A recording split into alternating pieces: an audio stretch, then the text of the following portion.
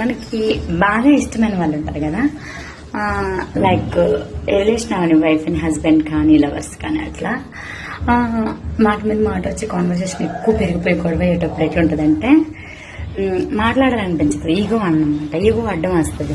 అప్పుడు సడన్ గా ఓ పని చెప్తారు, మీకు ఈ పని చెయ్యు, ఈరోజు ఇలా చెయ్యడానికి. యాక్చువల్లీ వాళ్ళు మీకు పని చెప్పడానికి మాట్లాడలే, మీతో మాట్లాడాలనే పని చెప్పారు. ఈగోని పక్కన పెట్టలేరు, వాళ్ళ క్యారెక్టర్ని చంపుకోలేరు, అలా అని మీ దగ్గర చులకనైపోయి మాట్లాడలేరు.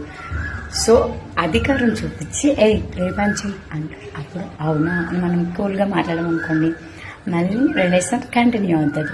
లేదా నువ్వు చెప్తే నేను చేయాలి, గొడవ పెట్టుకున్నావు కదా పో అన్నాం అనుకోండి, వాళ్ళకి ఇంకో హార్ట్ అయిపోతుంది అనమాట.